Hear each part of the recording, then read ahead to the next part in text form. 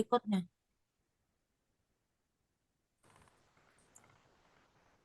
Oke, jadi selamat malam untuk teman-teman semuanya. Jadi sekarang kita mau diskusi lanjutan tentang makalah kita, yaitu yang judulnya tentang fuel cell. Mungkin dari bagian-bagian yang kemarin udah kita diskusikan, sekarang boleh kita bahas lebih lanjut lagi lah ya untuk isi makalahnya ini. Ini mau lanjut di awal, mulai dari siapa dulu yang mau jelasin?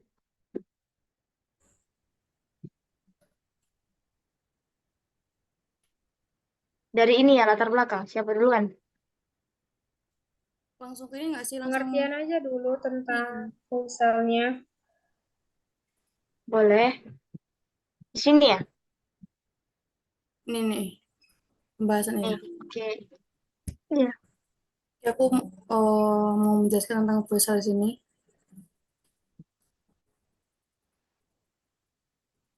Fuel cell itu adalah sebuah sel listrik yang dapat menyimpan energi listrik secara terus-menerus sehingga dapat menyalurkan daya listrik berkelanjutan tanpa batas waktu. Di mana fuel cell ini termasuk dalam golongan sel galvanik, di mana energi kimia dikonversi menjadi energi listrik dan berlangsung secara kontinu.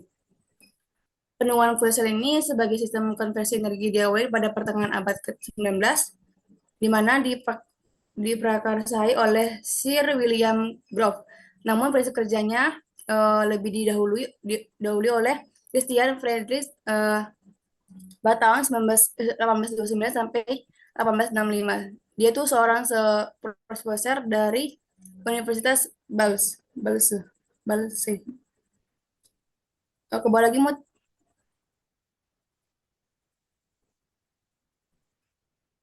Lagi. Ya, langsung keunggulan aja aku jelasinnya. Di sini. Oh, di mana fuel cell ini atas lagi atas. Nah, dah. Oke.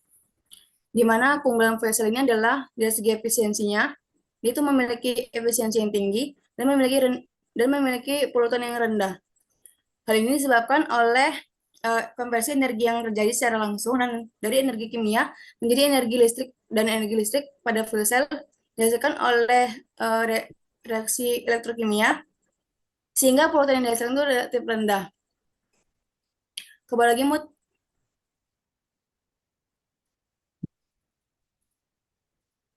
Di mana fuel cell tersusun atas anoda, katoda, dan elektrolit. Pada anoda tersendiri terdapat bahan bakar hidrogen, dan anoda berperan sebagai tempat terjadinya pemecahan hidrogen menjadi proton dan elektron. Dan pada katoda tersebut sebagai tempat terjadinya reaksi penggabungan proton, elektron, dan oksigen untuk membentuk air. Dan langsunglah prinsip kerjanya. Jadi eh, untuk fuel cell ini dia menggunakan reaksi kimia yang merupakan keterbalikan dari elektrolisis. Jadi kalau di elektrolisis dia mengubah arus listrik menjadi eh, hidrogen dan oksigen, di fuel cell ini dia menggunakan apa namanya hidrogen dan oksigen untuk menjadi air dan arus listrik. Jadi di fuel cell itu dia ada katoda dan anoda. Hidrogennya itu terletak di anoda, sedangkan di katodanya itu oksigennya. Jadi nanti kalau di anodanya hidrogennya berubah menjadi ion hidrogen dan elektron, sedangkan di katodanya oksigen diubah menjadi ion. Lalu ion hidrogen yang terbentuk di anoda itu menuju katoda melalui elektrolit, sedangkan elektronnya menuju katoda melalui jaringan eksternal, kemudian nanti akan bertemu dengan ion hidrogen dan bereaksi dengan oksigen dan menghasilkan air dan juga listrik.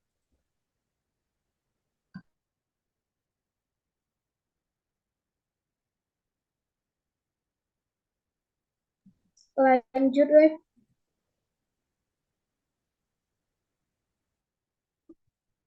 Ini langsung masuk jenis ya? Iya, jelasin aja langsung ke jenis-jenisnya.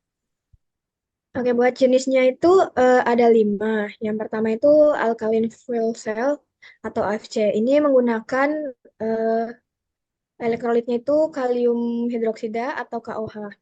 Mekanisme kerjanya sendiri itu menggunakan dimulai dari reaksi air, di mana oksigen di katoda itu menghasilkan hidroksil.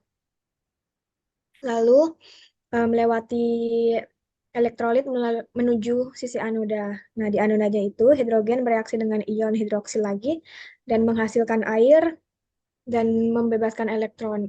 Udah ada kayak di reaksi kimia yang ada di situ. Nah, untuk AFC ini memiliki efisiensi 60%. Namun dia juga punya kelemahan yaitu rentan terhadap pencemaran karbon sehingga membutuhkan hidrogen yang murni dan oksigen murni. Yang kedua itu ada proton exchange membrane fuel cell atau PMFC. Ini bahan bakarnya itu hidrogen. Lalu menggunakan 2 katoda sehingga di reaksi masing-masing elektrodanya itu reaksi setengah sel. Sedangkan kalau terjadi antara anoda dan katoda itu dinamakan reaksi total sel. Ini PM, PMFC ini membran pertukaran proton, yaitu materialnya berbentuk seperti plastik pembungkus, cuma bisa mengalirkan ion positif. Ini juga bisa menggunakan katalis. Itu katalisnya lembaran kertas karbon yang diberi selapis tipis bubuk platina. Lalu yang ketiga itu ada phosphoric acid fuel cell atau PAFC. Ini eh, merupakan sel bahan bakar jenis pertama yang mencapai tahapan komersialisasi.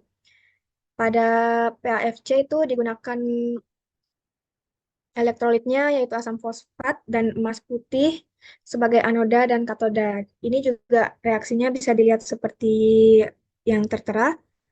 Ini memiliki efisiensi 40 dan dia juga bisa sampai 50%. Yang keempat yaitu molten carbonate fuel cell atau MCFC. Ini biasanya merupakan kombinasi karbonat alkali seperti Na dan K. Lalu bisa juga disimpan dalam matriks keramik Li ALO2.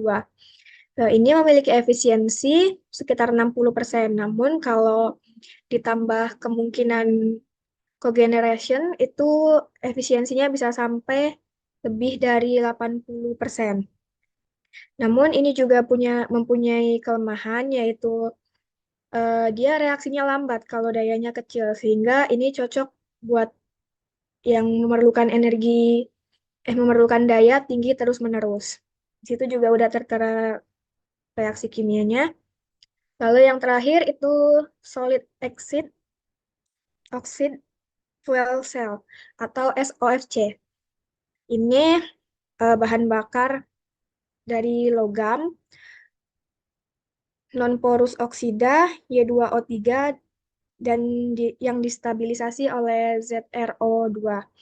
Di sini memiliki efisiensi sekitar 60% dan punya kelemahan juga yaitu bekerja pada suhu tinggi sehingga mengakibatkan waktu startup dan down up-nya itu lama. Selain itu, suhu yang tinggi juga kalau terlalu tinggi itu dapat menyebabkan oksida padatnya pecah. Oke, aku mau lanjut proses fuel cell-nya. Jadi prosesnya itu prinsip bekerja sebagai kebalikan daripada proses elektrolisis. Yang dimana bahan bakar H2-nya itu nanti masuk ke sel bahan bakar dan ditampung dalam ruangan sebelah kiri. Sedangkan O2 dalam bentuk udara memasuki sel bahan bakar dari sebelah kanan dan ditampung dalam ruang sebelah kanan elektroda udara. Yang dimana kedua elektroda dihubungkan pada jaringan listrik melalui inverter. Jika elektron udara pada tiap atom oksigen melepaskan 2 elektron, maka elektron bahan bakar akan menerima 2 elektron. Dengan demikian, nanti si elektron berpindah dari elektroda udara ke elektroda bahan bakar, dan terjadi arus elektron yang merupakan energi listrik arus searah. Listrik arus searah ini nanti dibawa ke sebuah inverter untuk diubah menjadi arus bolak-balik dan dihubungkan pada jaringan. Dengan demikian, pada perubahan energi ini terdapat potensial untuk mempunyai efisiensi yang tinggi. Kemudian nanti di situ juga ada tertera reaksi-reaksi daripada si elektrodanya.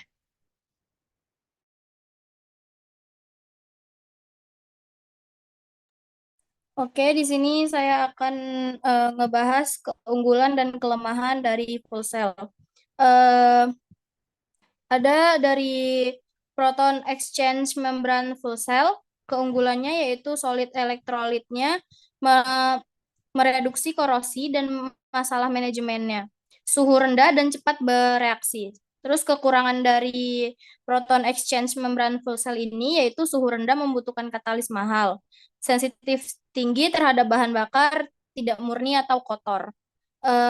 Baru ada alkali fuel cell, itu keuntungannya keunggulannya itu sendiri yaitu reaksi katodanya lebih cepat dalam elektrolit alkalin, jadi kinerjanya itu lebih tinggi.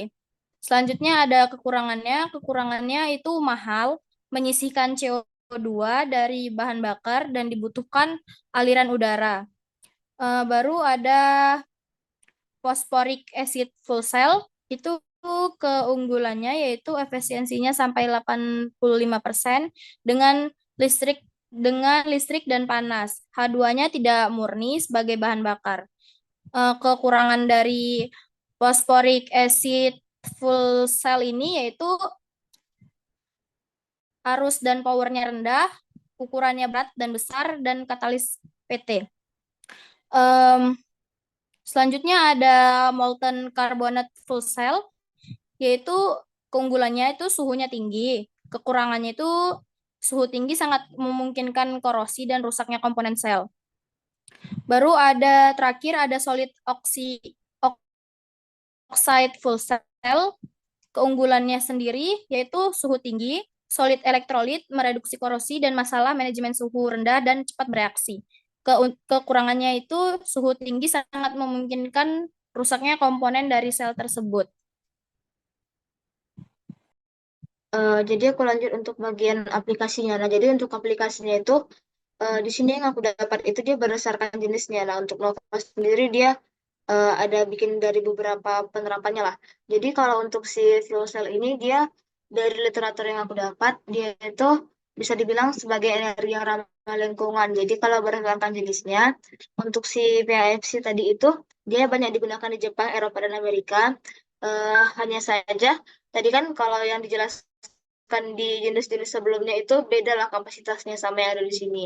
Jadi kalau di sini yang di aplikasi ini dia itu pakai yang 50 sama 11 gitu. Dan ini jenis yang ini untuk pengaplikasiannya itu dia secara komersial dan dia tuh yang tahan untuk cell stack gitu. Terus untuk yang SOFC-nya ini dia untuk kapasitas 1 sampai 25. Penggunaannya itu dia untuk material sintering lah gitu sama untuk penentuan densitas dari tenaga-tenaga. Terus untuk yang MCFC-nya di sini dia untuk pakai pelarutan, terus untuk penurunan tegangan, terus bisa digunakan untuk si stabilitas suatu material juga. Terus tadi ada yang keempat itu untuk jenis SOFC, yang di sini tuh dia banyak digunakan untuk transportasi, contohnya kayak di bus besar, terus mobil sama bot juga gitu. Terus satu lagi tadi ada untuk PMFC. Jadi kalau PMFC ini dia tuh untuk pembangkit listrik skala kecil lah, atau bisa dibilang portable powernya. Nah, untuk yang ini mungkin dijelasin sama Nova lah untuk yang berdasarkan penggunaannya. Jadi untuk melanjutkan dari aplikasi fuel cell ini, berdasarkan penerapannya atau penggunaannya itu, yang pertamanya itu bisa kita gunakan pada kapal selam, di mana kapal selam ini mempunyai beberapa keuntungan, yaitu pada saat menyelam, mesin diesel itu akan dimatikan, dan mesin listrik dengan fuel itu dihidupkan. Nah, dengan tidak adanya suara mesin yang dimatikan tadi, itu akan menyebabkan kapal selam ini susah terdeteksi oleh sonar kapal selam lawan. Nah, di samping itu, sisa proses berupa air bersih dapat dimanfaatkan oleh awak kapal. Nah, fuel cell ini juga cocok diaplikasikan untuk keperluan penyediaan pada sistem TV repeater seperti signal lampu kereta dan keperluan lainnya yang membutuhkan daya listrik yang relatif kecil. Nah, penerapan untuk fuel cell sendiri itu yang pertama yang saya dapat tuh ada tentang pembangkit listrik skala kecil, di mana fuel cell ini dapat menguraikan gas hidrogen menjadi energi listrik dengan memanfaatkan gas hidrogen sebagai bahan bakarnya. Nah, fuel cell ini dapat melakukan reaksi bahwa kandungan elektron dan proton dari gas hidrogen bisa dipisahkan sehingga dapat menghasilkan listrik. Nah, untuk yang kedua itu penerapan fuel cell sebagai di sektor transportasi. Nah, di mana seperti kita ketahui bahwa hidrogen sebagai energi alternatif merupakan senyawa bahan bakar yang pada saatnya nanti akan menjadi sumber energi yang sangat potensial. Selain potensial juga bersih dan efisien. Nah, bila hidrogen ini kita gunakan sebagai bahan bakar, fuel cell, maka mobil listrik akan menjadi lebih ringan dibandingkan bahan bakar lain. Nah, namun dengan adanya teknologi fuel cell ini dan reformernya, kendala jarak tempuh dan pengisian baterai dapat kita atasi. Pada beberapa jenis prototipe mobil listrik, selain tangki penyimpanan gas hidrogennya juga digunakan sebagai reformer, di mana campuran metana dan air ini dapat kita ubah menjadi gas hidrogen. Nah, baik, untuk selanjutnya saya akan menjelaskan sedikit tentang perhitungan dan di akhir juga saya akan menjelaskan perbedaan baterai dengan fuel cell. Nah, jadi untuk perhitungan fuel cell ini didasarkan pada si elektronnya itu. Nah, di mana pada sebelumnya teman saya itu sudah menjelaskan bahwa pada si anodanya itu si hidrogen itu akan akan mengalami pembelahan menghasilkan dua ion hidrogen dan juga dua elektron. Nah, energi yang dihasilkan ini berdasarkan dari pergerakan elektron. Nah, jadi dari si anodanya ini dua elektron ini akan bergerak ke dalam mesin yang akan kita gunakan. Itu. Nah, dari mesin yang akan kita gunakan itu dia akan mengeluarkan elektron, di mana elektronnya ini juga akan berpindah ke katoda yang kemudian akan ditangkap oleh si oksigen. Jadi itulah dasar perhitungan si fuel cell, di mana untuk perhitungan kerja atau perhitungan kerjanya ini berdasarkan elektron juga berdasarkan si H2-nya, di mana kita tahu bahwa jika fuel cell ini bisa digunakan jika tersedianya bahan-bahan udara yang tercukup seperti H2 dan O2. Nah, untuk perhitungannya seperti ini, NH2 seperti ini. Untuk perhitungan si massa H2-nya juga seperti ini. Dan untuk si penjelasannya, satu ekivalen elektron itu sama dengan 1 gram molekul.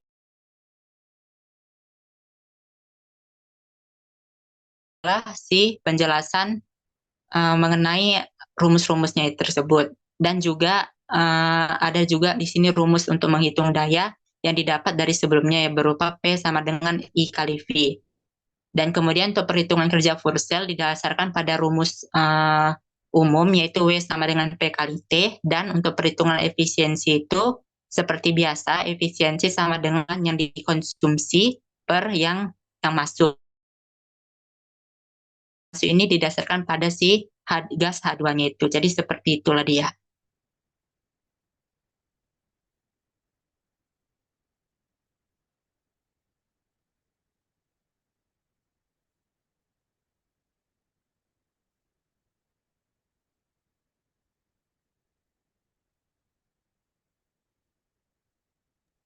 Baik, bagian kesimpulan mungkin bakal dijelaskan. Sebenarnya bagian kesimpulan ini sudah dijelaskan tadi di awal, teman-teman, dari yang diambil di awal tadi. Jadi di sini kami sedikit mereview ulang, dan mungkin yang pertama bisa dijelaskan oleh rekan saya, Najla. Nah, jadi tadi kan udah dijelaskan oleh teman-teman kami mengenai fuel cell itu. Mungkin di sini saya akan menyimpulkan sebagian di mana fuel cell itu tadi kan diprakarsai oleh Sir William Grove pada abad ke-19, di mana itu fuel cell itu sebagai sistem konversi. Namun prinsip kerja fuel cell itu lebih diprakarsai oleh Christian Friedrich Steuben pada tahun 1829 sampai 1868. Nah, fuel cell sendiri itu merupakan sebuah sel-sel listrik yang dapat menyimpan energi listrik terus-menerus sehingga dapat menyalurkan daya listrik berkelanjutan tanpa adanya batas waktu.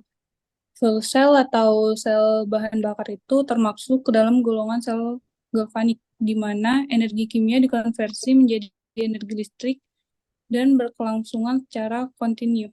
Nah, selanjutnya mungkin Saudari Viva akan melanjutkan penjelasannya. Baik, prinsip kerja dari fuel cell ini kan menggunakan reaksi kimia, di mana dia pembakarannya itu lebih baik untuk memproduksi listrik. Terus pada dia itu kebalikan dari elektrolisis. Jadi di elektrolisis itu kan listrik digunakan untuk menguraikan air menjadi hidrogen dan oksigen. Sedangkan di sini itu kebalikannya gitu, hidrogen dan oksigen itu direalisasikan dalam fuel cell untuk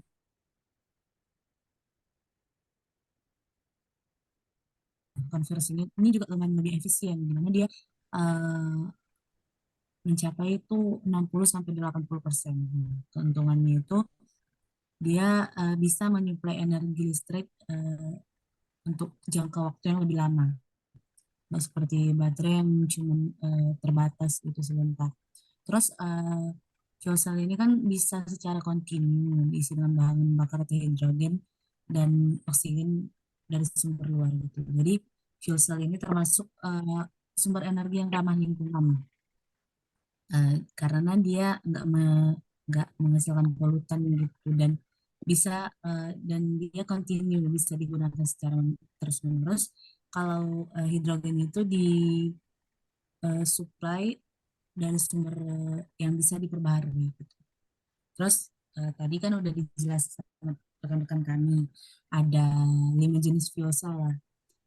Nah, mungkin kami akan menyebutkannya lagi. Yang pertama itu ada alkaline fuel cell atau AFC, ada proton exchange membrane fuel cell atau PEMFC, ada phosphoric acid fuel cell atau PAFC, ada molten carbonate fuel cell atau MCFC, dan ada solid oxide fuel cell atau SOFC. Terus untuk aplikasinya sendiri seperti banyak tadi yang sudah dijelaskan Nova dan Mutia. Salah satunya itu di antara beberapa itu ada kayak untuk teknologi luar angkasa, ada untuk pembangkit listrik skala kecil, dan juga ada untuk kapal selam, ada kogenerasi, dan ada untuk bahan bakar transportasi. Ini mungkin untuk apa yang sudah dijelaskan rekan-rekan tadi, inilah kesimpulan yang bisa dikutip ataupun disimpulkan dari yang dijelaskan teman-teman tadi. Nah, jadi mungkin kalau untuk literatur yang kalau belum ada yang nambahin atau masih kurang ini boleh tambahin langsung nanti aja lah ya. Terus kalau misalnya ada yang mau ditambah lagi atau mau diubah, mungkin kita diskusi lebih lanjut lagi lah habis ini ya. Biar lebih fix lah untuk makalahnya sebelum kita upload. Kayaknya mungkin itu aja lah ya untuk sekarang. Nanti kalau misalnya ada tambahan literatur atau materi, boleh kita bicarain lagi lah. Oke,